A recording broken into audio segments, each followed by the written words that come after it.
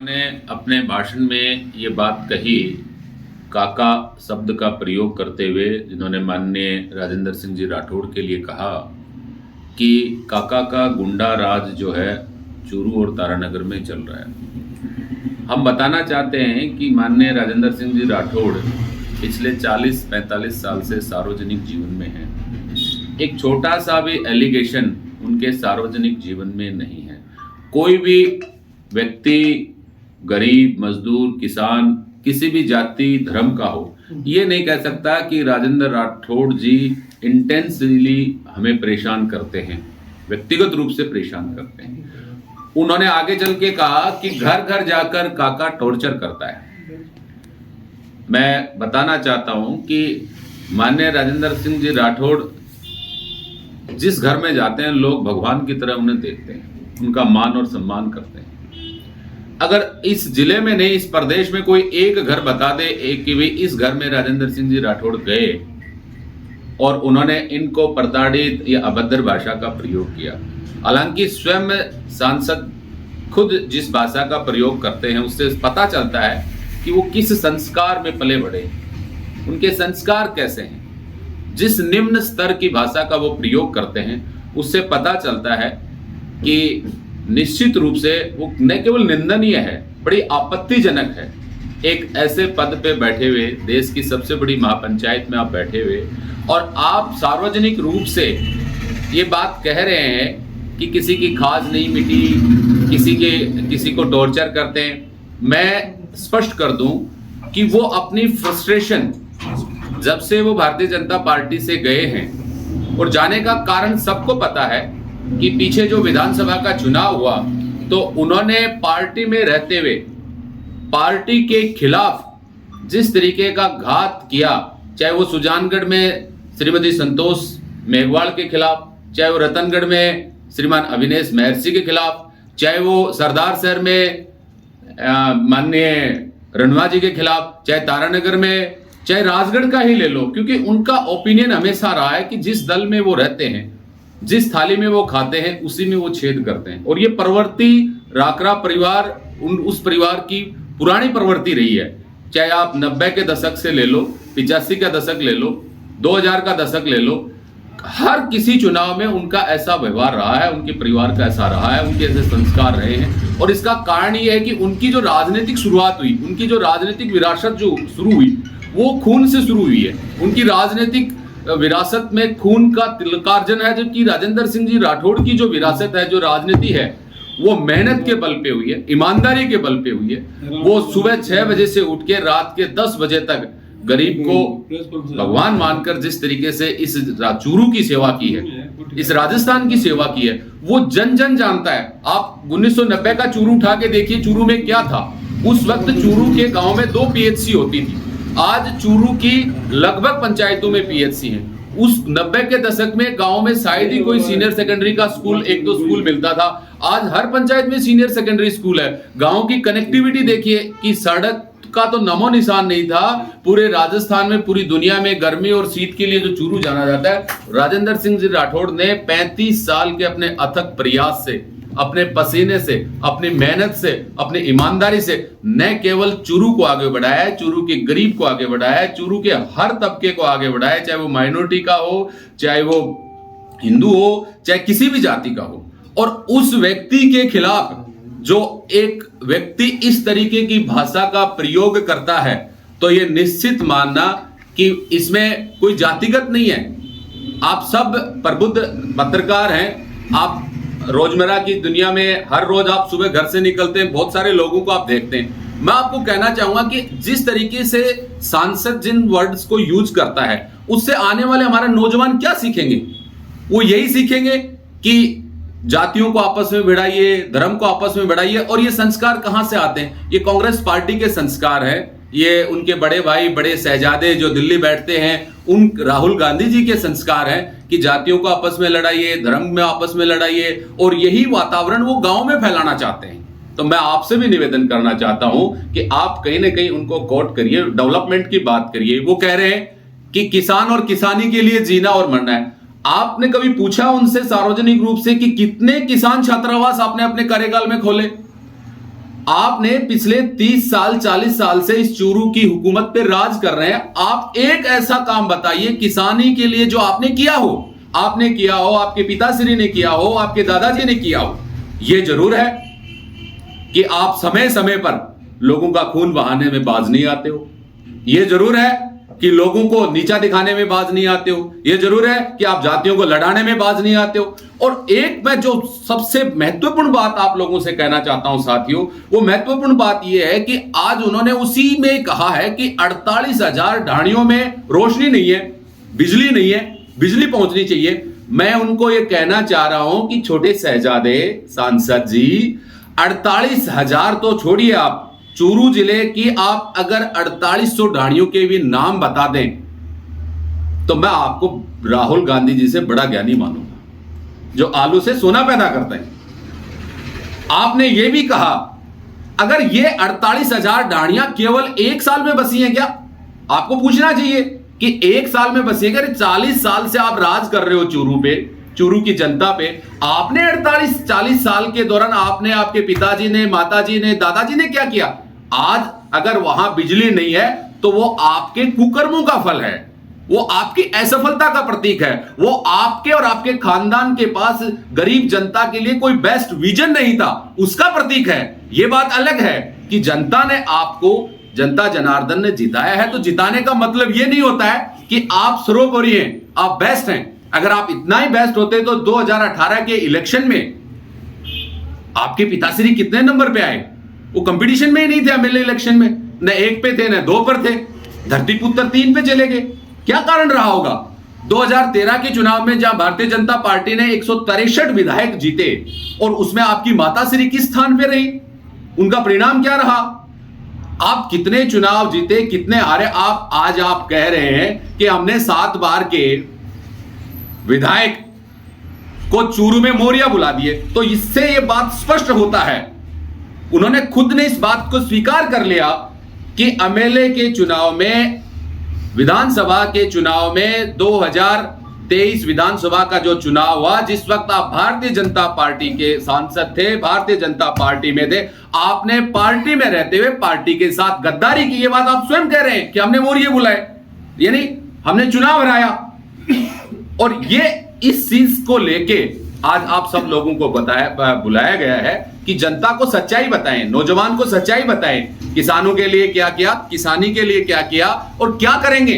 आपने साथ में यह भी कहा कि रिंग रोड बन के रहेगा, हाईवे बन के रहेगा। मुझे आप ये बताएं कि जो पार्टी का विजन होता है, जब से नरेंद्र मोदी जी ने भारत का प्रतिनिधित्व किया है, उस समय से लगातार भारत न केवल अपने इंफ्रास्ट्रक्चर को मजबूत कर रहा है, बल्कि दुनिया के अन्य देशों को टक्कर दे रहा है। और इसका अगर कोई कारण है तो वो भारतीय जनता पार्टी का विजन है, मोदी जी का विजन है, अमित शाह जी का विजन है, नड्डा जी का विजन है। उसमें आपका क्या है?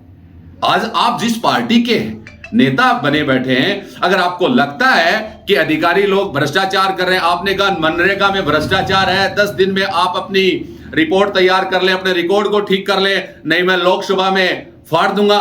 ये बात ठीक है, लोकसभा को फाड़ेंगे या लोकसभा आपको फाड़ रही है, ये तो मैं नहीं कह सकता, लेकिन मैं इतना जरूर कहना चाहता हूं, जिस तरीके से अधिकारियों के प्रति आपने व्यवहार किया, वो भी आपके पद के अनुरूप बहुत नीचा स्तर है। आप अपने गिरेबान में झांक के देखिए कि आपने अपने कार्यकाल में क्या किया। आप कई बार ट्रेनों की बात करते हैं, एक ट्रेन कोयम्बटूर से चलती है, वो चूरू से होके आगे भगत की कोठी जोधपुर तक जाती है।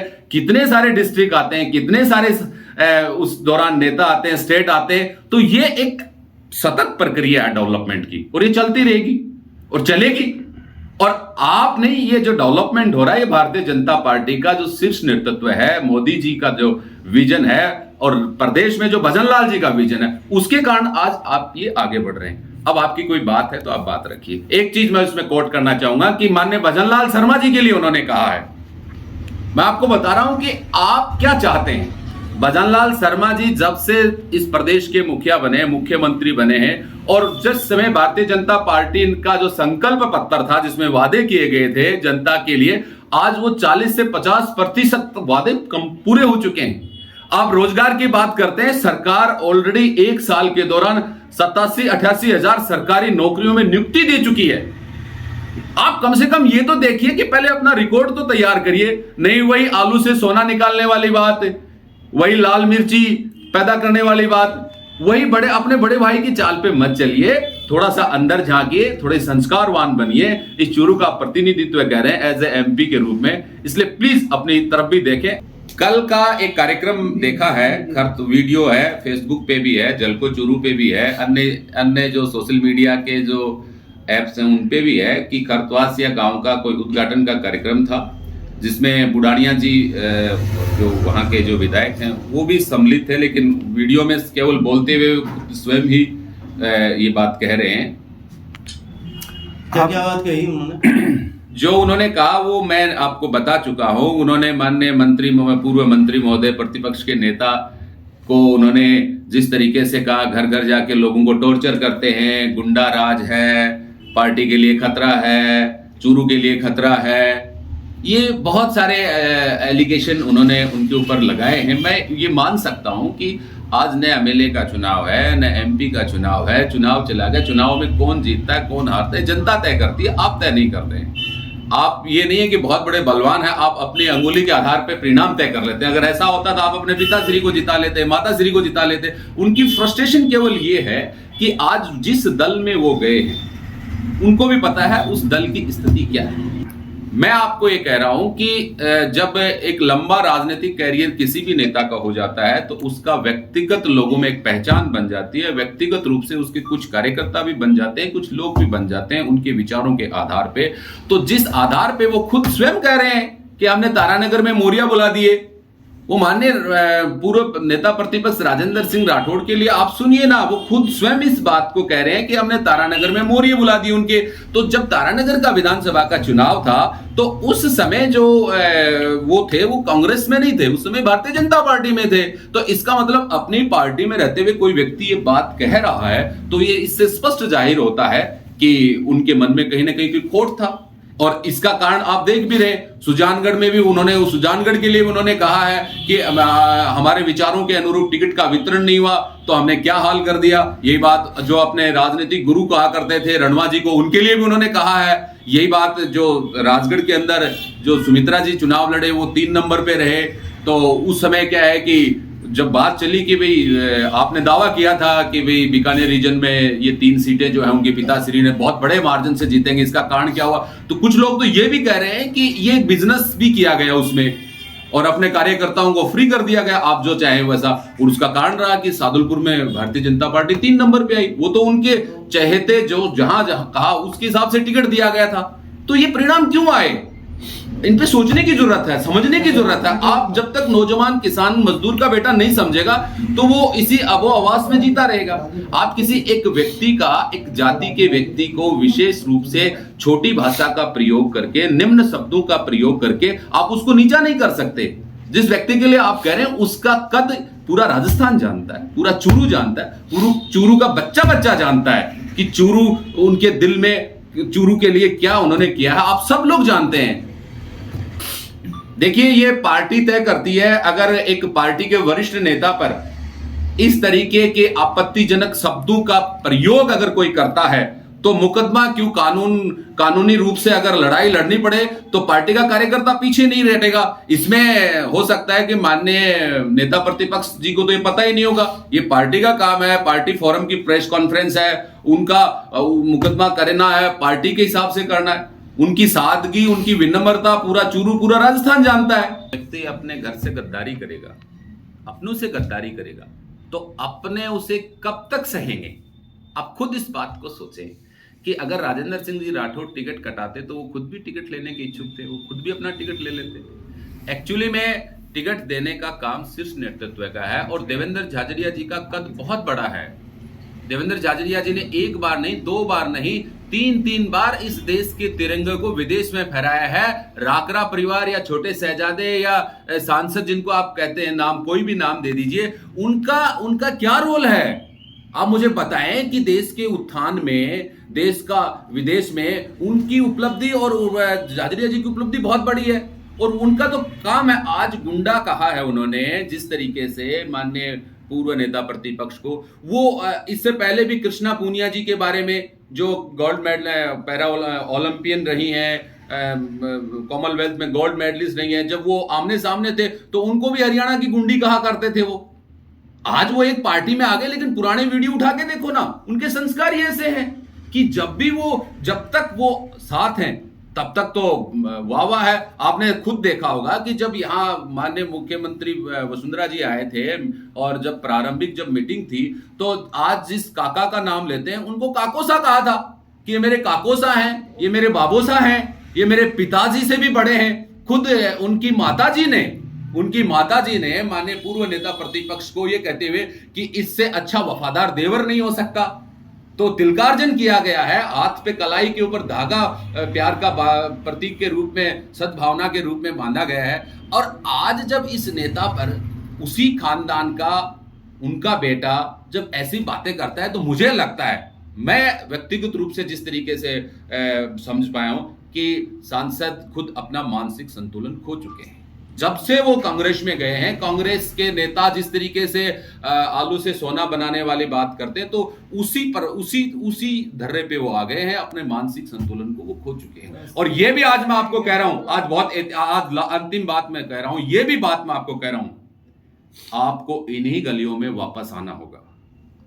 जिस दल में आप गए हैं, वो दल पिछले 15 साल से लगातार डूबता जा रहा है। अगर आपको दिक्कत है कि भाई भ्रष्टाचार, अधिकारी भ्रष्टाचार कर रहे हैं, राज्य सरकार भ्रष्टाचार कर रही है, आपने कल के भाषण में भी कहा मनरेगा में भ्रष्टाचार है, तो आप कलेक्ट्रेट के सामने स्टेचू सर्किल विधानसभा का घेराव करिए। और अगर दिल्ली की सरकार भ्रष्टाचार कर रही है, तो रामलीला मैदान में अपने बड़े भाई श्रीमान राहुल गांधी जी के साथ आप बैठ के आंदोलन करें ना। आप एक व्यक्ति विशेष पे छोटी भाषा का प्रयोग करके अपनी फ्रस्ट्रेशन, अपने आप को तो खुश कर सकते हो, लेकिन इससे जनता का भला नहीं हो सकता, कभी नहीं हो सकता। सर फ्रस्ट्रेशन क्यों है? क्या बीजेपी से संपर्क साध रहे हैं वो वापिस आने कोई उनकी? देखिए, ये तो भविष्य का गर्भ में है, लेकिन आज जिस दल में है, जिस तरीके से उन्होंने कहा कि पूर्व नेता प्रतिपक्ष को लेके कि उनको तो भविष्य में चुनाव लड़ना नहीं है, क्योंकि वो अंतर्यामी है, तो वो भी बता दें कि भी 2029 के अंदर एमपी का चुनाव किस पार्टी से लड़ेंगे। कांग्रेस में तो उनकी जगह बनेगी नहीं। 2028 में विधानसभा का चुनाव होगा, तो वो किस दल से चुनाव लड़ेंगे? अगर कांग्रेस टिकट नहीं देता तो क्या वो तीसरे दल से लड़ेंगे? वो तो अंतर्यामी है। उन्होंने खुद कहा है कि भाई राजेंद्र राठौड़ भविष्य में चुनाव नहीं लड़ेंगे, तो इसका मतलब अपने बारे में भी कुछ बता दें। रही बात, क्योंकि अपना घर अपना होता है, राजेंद्र सिंह राठौड़ का पार्टी से टिकट कटना उनका ये कोई इसमें है ही नहीं। उनकी खुद की इतनी बड़ी गलतियां रही हैं पार्टी के खिलाफ, उन्होंने जिस तरीके से एंटी जो काम किया है वो सब जानता है, पूरा चूरू जानता है, पूरा राजस्थान जानता है, मेरे को बताने की जरूरत नहीं, आप सब लोग भी जानते हैं। तो छिंटा किसी का खेल है, वो तो राहुल जी ने को शोभा नहीं दे रहा है। आज हमारे जो प्रतिपक्ष नेता राजेंद्र सिंह जी राठौड़ रहे हुए हैं, वो आज साथ वहाँ तो अपने चूरू में रहे हुए हैं, तो चूरू की जनता को एक बच्चा, एक कोई ऐसा आदमी नहीं है कि राजेंद्र सिंह जी को जानता नहीं है। और राहुल जी है, तो राहुल जी और राजेंद्र सिंह जी दो नहीं थे, कल तक एक थे। राम सिंह जी राजेंद्र सिंह जी एक थे, एक राम लक्ष्मण की जोड़ी बताते थे। तो आज राजेंद्र सिंह जी राठौड़ के मुख से मैंने कभी नहीं सुना है कि किसी बात का अभद्र व्यवहार उनके मीडिया में और कहीं प्रेस कॉन्फ्रेंस में कहीं नहीं किया है। तो आज राहुल जी भी ये प्रेस कॉन्फ्रेंस जो भी ये बात कह रहे हैं, ये अच्छी बात नहीं है। चुनाव के टाइम जो हुआ वो हो चुका, अब उसको भूलना चाहिए। और जो राहुल जी कह रहे हैं कि रिंग रोड है, वो है, मैं तो एक वही कहना चाहती हूँ राहुल जी के। आज भी जो मीडिया में आता है, अखबारों में आता है कि आज मैं उस मंत्री से मिला हूँ, आज रेल मंत्री से मिला हूँ, आज PWD मंत्री से मिला हूँ, तो क्यों मिल रहे हैं? ये काम तो सरकार बीजेपी की करा रही है, चाहे केंद्र की हो चाहे राजस्थान की हो, तो काम तो सरकार का होना है। फिर आज मैं तो कहती हूँ कांग्रेस में गए तो कांग्रेस के मंत्रियों से जो पूर्व रहे उनसे मिलके काम कराएं। आज भारतीय जनता पार्टी के मंत्रियों से क्यों मिल रही हैं? और ये बात अच्छी हरकत है, अच्छी हरकत नहीं करनी चाहिए। काका काका रहेगा, भतीजा बताए। उम्र में आज मंत्री जी बड़े हैं, तो राजेंद्र सिंह जी बड़े ही रहेंगे। एक छोटी छोटी अच्छी राजनीति नहीं करनी। मतभेद हो सकते हैं, मनभेद नहीं होते, क्योंकि राजनीति करने वाले किसी के शादी में जाते हैं, सबसे संपर्क में रहते हैं, लेकिन मतभेद होते हैं उनके, एक विषय को लेकर, एक राजनीति को लेकर, एक समाज की जो दिशा है उसको लेकर।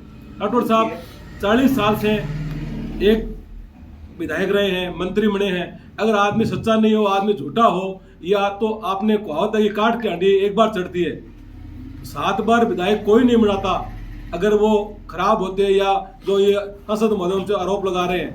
कभी ये जो अच्छी हरकतें कर रहे हैं ये अच्छी बात नहीं है और स्वच्छ राजनीति में नहीं चलता।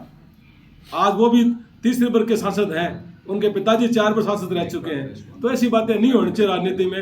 राठौड़ साहब के बारे में आज पूरा राजस्थान जानता है, वो सिर्फ चूरू के विधायक नहीं है, पूरे राजस्थान की विधानसभा में नेता प्रतिपक्ष रहे हैं और कांग्रेस को घुटनों के बल उन्होंने नेता प्रतिपक्ष लाया है, आप सबने देखा है। और आज पूरे राजस्थान में राठौड़ साहब के नाम से वो जान जाते हैं और सब उनको जानते हैं, खाली चूरू के विधायक नहीं है वो।